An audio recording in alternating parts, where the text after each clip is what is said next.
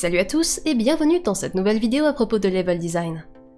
Dans cet épisode, on va parler d'une idée clé pour la création de jeux, le principe selon lequel la fonction définit la forme. Ce concept, aussi appelé affordance, est un truc fondamental quand on veut créer des niveaux sympas et intuitifs pour nos joueurs. En gros, il s'agit de donner aux éléments de gameplay dans notre environnement une forme qui fait instantanément penser à une fonction, et qui suggère directement un certain type d'interaction. Cette notion a vraiment été formalisée pour les interactions homme-machine par Don Norman dans son livre de 1988, The Design of Everyday Things. Un exemple très classique d'affordance, c'est une corniche dans un jeu d'action-aventure. Quand on voit un mur vertical qui fait à peu près la taille de notre avatar, avec un plateau horizontal au-dessus, on est généralement tenté d'essayer de grimper. Parce que dans notre imaginaire collectif, cette forme de corniche est associée à l'action de grimper, donc on fait naturellement un lien entre les deux. Les affordances, c'est crucial dans les jeux parce que ça nous donne une sensation de contrôle sur l'environnement virtuel. Pour faire simple, elles implémentent directement un processus de pensée qu'on vit souvent dans la réalité, qui est « j'examine une situation, j'anticipe son évolution après mon intervention », tout se déroule comme prévu, et je suis contente de voir mes attentes satisfaites. Ce cycle basique de prévision-résolution est très commun, à tel point qu'on oublie parfois qu'on le vit très souvent en vrai. Mais le point important, c'est que c'est toujours très agréable quand on répond à nos attentes. Et quand on veut rendre la fiction crédible, comme les jeux vidéo qui reposent beaucoup sur la suspension consentie d'incrédulité, il est essentiel d'utiliser de l'affordance pour que les joueurs soient d'accord avec ce qu'il se passe à l'écran. Ce principe selon lequel la fonction définit la forme est aussi un excellent moyen de communiquer des infos au public sans casser l'immersion. En proposant des conseils diégétiques, autrement dit des aides directement intégrées dans le monde et la narration du jeu, on offre une expérience plus réaliste aux joueurs, et on cache un peu le fait qu'ils sont en fait en train de jouer à un jeu devant leur ordi. D'une certaine façon, ça va à l'opposé des grands panneaux de tutoriel qui interrompent l'action et expliquent un point du gameplay en donnant simplement une définition encyclopédique. Avec l'affordance, le but est d'enseigner les mécaniques et les interactions par l'expérience, par l'essai et l'erreur, plutôt que par un apprentissage scolaire. Par exemple, pensez à des jeux comme Assassin's Creed ou Uncharted, qui contiennent des mécaniques de parcours. Et ben dans l'idéal, ces mécaniques devraient reposer autant que possible sur le principe de la fonction définit la forme, parce qu'on veut que les joueurs comprennent intuitivement comment le personnage se déplace dans l'espace. Typiquement, il faut qu'on puisse de manière évidente et logique prévoir où l'avatar va interagir avec le décor et comment ça va jouer sur ses mouvements pour pouvoir anticiper sa position finale. Pas besoin d'interrompre le premier saut au milieu pour afficher un panneau disant que « Et devinez quoi, votre assassin peut utiliser les fenêtres pour se propulser vers le haut et grimper ». Ce serait un design intrusif et ça casserait le quatrième mur et l'immersion inutilement. Au passage, les affordances ne se limitent pas aux éléments d'environnement. En général, la forme et l'équipement d'un ennemi suggèrent aussi comment le combattre. Comme une bête hérissée de piques qui vous renvoie du dégât quand vous l'attaquez, ou un garde avec un bouclier qui vous demande de contourner pour vous mettre dans son dos.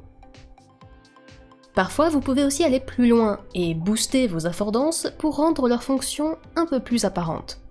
Ça peut être utile si vous pensez qu'une partie de votre public ne devinera pas ce qu'il faut faire d'emblée, si une forme peut être trompeuse sur la vraie fonction, si vous voulez mettre en avant un morceau particulier de la scène, ou si vous voulez explicitement pousser les joueurs à faire quelque chose de particulier à un moment donné.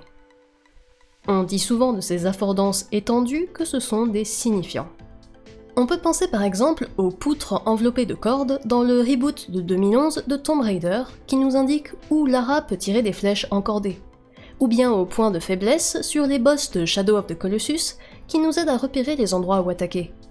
Ici, on maintient l'illusion de réalité, mais on met aussi en exergue des éléments particuliers qui demandent une action spécifique de notre part.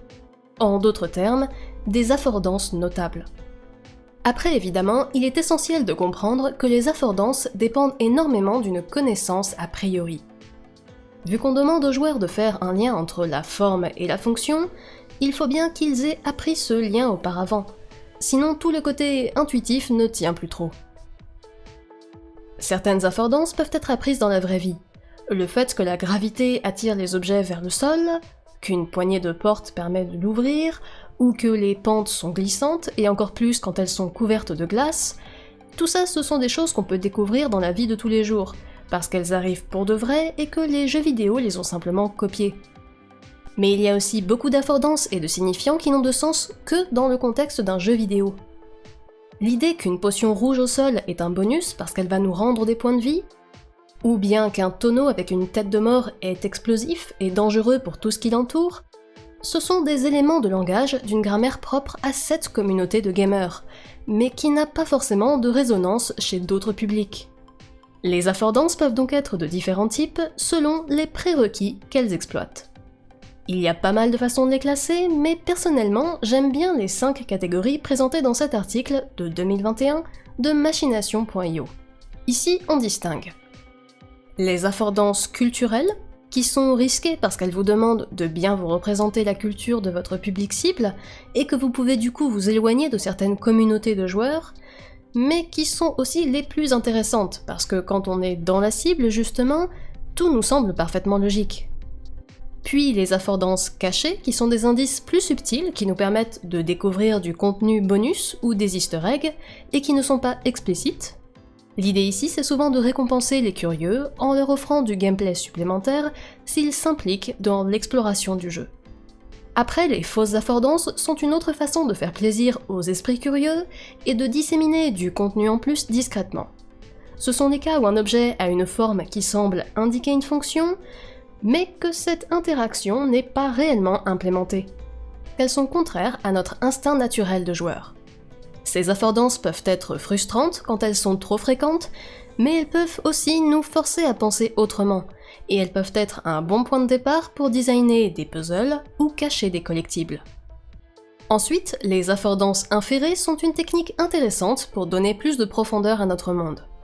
En gros, l'idée c'est de donner l'illusion aux joueurs qu'il y a plus à découvrir, par exemple en bloquant un chemin mais en montrant qu'il pourrait s'ouvrir dans le futur. Ça les laisse libres d'imaginer ce qui pourrait se trouver derrière cette barrière, à quoi cette partie de la scène ressemble, si ça vaudra le coup d'y revenir, etc. Enfin, les affordances systémiques sont les plus gamey de toutes. Elles sont vraiment orientées vers le fait de guider les joueurs dans leur apprentissage de mécaniques et de systèmes spécifiques au jeu. Par exemple, voir que les unités ralentissent dans la boue dans War Tales nous permet de découvrir qu'il y a un lien entre la vitesse et le type de terrain. On n'a pas besoin de nous le justifier, cette idée a du sens par rapport au monde réel, mais il n'était pas évident que ce système était implémenté ici, et ce petit focus nous aide donc à étendre notre connaissance des systèmes de ce jeu en particulier. Pour conclure, le principe selon lequel la fonction définit la forme est essentiel dans le level design et les jeux vidéo, car il aide les joueurs à comprendre notre monde de manière intuitive et il contribue à la suspension consentie d'incrédulité. Même s'il peut être difficile à maîtriser, surtout quand on cible des publics variés, il faut toujours se souvenir que le langage des affordances est relativement universel, et qu'il faut donc essayer de s'en servir au mieux pour profiter de cette connaissance commune. Et voilà, sur ce, c'est tout pour aujourd'hui. J'espère que vous avez aimé ce petit tutoriel de conseils et d'astuces sur le level design et que vous avez appris quelques trucs sur les affordances et les signifiants. Si c'est le cas, n'hésitez pas à laisser un petit like et à vous abonner à la chaîne. Et bien sûr, n'hésitez pas à laisser un commentaire avec vos idées pour de futurs tutoriels sur le level design. Comme d'habitude, prenez soin de vous et à bientôt.